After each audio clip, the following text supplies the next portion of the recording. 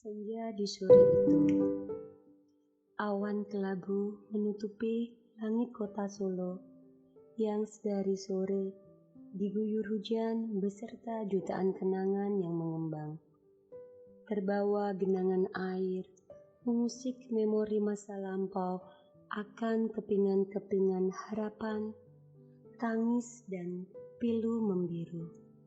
Menggetirkan angan yang terkembang menyusuri kehidupan yang menjadikannya kini seorang diri. Mata indahnya tak dapat lagi berbohong. Matanya berbicara, dadanya sakit, sesak, pedih dan perih. Ada luka di sana, luka yang terus teriris, pedih, lalu tersiram oleh gempuran garam laut. Perih, tak terelakkan olehnya menyingkirkan garam-garam itu. Bagaimanapun, garam itu dari laut, yang penciptanya adalah Tuhan yang Maha Pencipta. Bagaimana pula ia dapat murka kepada makhluknya? Tidak bisa. Hayati diserap dari bahasa Arab, hayat yang artinya hidup, menghayati dalam maknanya. Satu nama yang menggambarkan sebuah perenungan dalam hidup. Mungkin orang tua Hayati mendambakan harapan yang besar untuk anaknya itu, agar dalam kehidupannya kelak ia dapat menyarikan arti kehidupan, menyelami kehidupan dengan penuh peresapan akan arti hidup.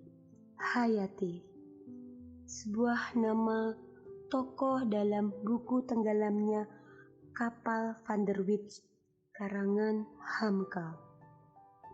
Seorang wanita yang dalam hidupnya penuh kedilemaan, sengsara akibat pernikahan yang tak dilandasi cinta, karena cintanya terkungkung oleh aturan adat. Cukup menarik, entah ada hubungannya atau tidak antara nama dengan kehidupan, akan tetapi cukup relevan dengan hidup Hayati satu ini. Terduduk ia di sudut taman kota, bertemankan sendu dan pilu, serta kenangan yang tak mampu ia sampaikan kepada burung-burung kecil yang hinggap di dahan dan atap-atap bangunan tua, beserta jangkrik maupun katak yang tak berhenti bersahutan, mencipta melodi dan menyebalkan. Ya, karena jangkrik dan katak itu baru saja membuyarkan lamunan Hayati yang terbang jauh ke masa kecilnya dulu. Saat ia lebih kurang berusia seperti anak perempuan yang sedari tadi berlarian di depannya. Anak kecil itu lucu dan mengembaskan batinnya, tertawa riang, gembira dengan ayah dan bundanya. Sesekali anak itu terjatuh karena ia belum tegak berjalan, apalagi berlari. Tentu ia bolak-balik jatuh. Mungkin karena saking gembiranya ia bermain dengan sang ayah yang di Sabtu sore ini tidak sedang dinas keluar kota. Anak kecil itu mengerti bahwa ia harus memaksimalkan waktu dengan ayahnya. Maka tak ayal ia selalu tersenyum, tertawa dan tak rewel sama sekali.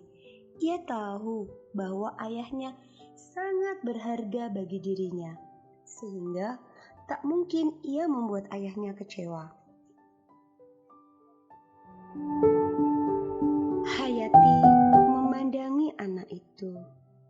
Senyumnya merekah dan mengguratkan wajah yang ramah tiap kali anak itu menoleh atau berlari ke arahnya.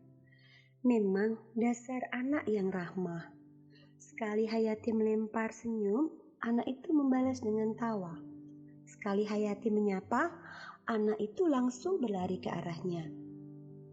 Diambilnya sebungkus roti dan dari tasnya yang berat itu, diberikan dengan lembut dan kata yang menenteramkan. Tak lupa ia sempat melempar pertanyaan-pertanyaan kecil pada anak itu. Meski akhirnya tak terbalas dengan jawaban karena si anak baru bisa berkata, "Ayah dan Unda."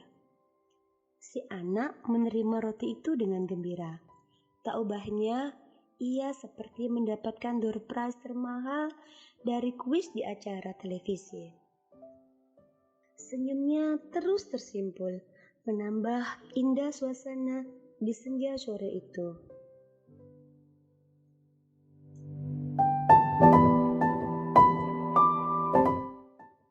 Tak lama, ayah anak itu datang memanggil anaknya. Berlarilah anak itu tergopoh-gopoh dan mendarat persis di tangan ayahnya. Ucapan terima kasih dan senyuman ramah kemudian mengakhiri perjumpaan mereka.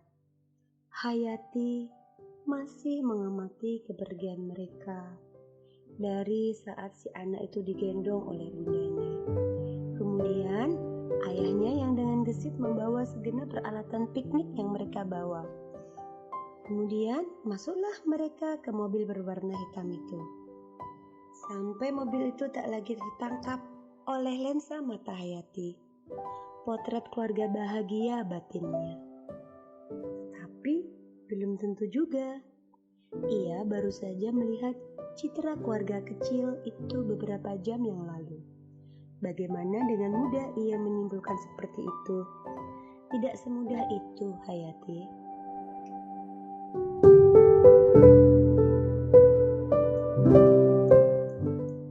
Belum tentu apa yang terlihat di muka sama seperti di dalamnya.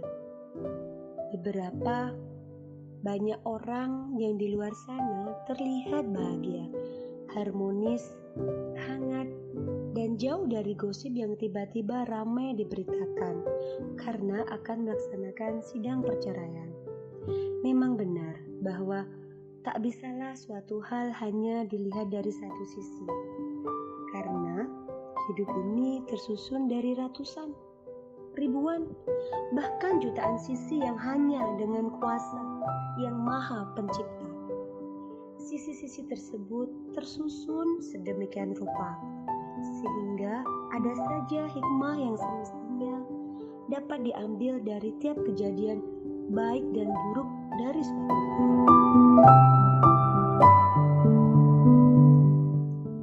halte depan kampus telah penuh dengan calon penumpang.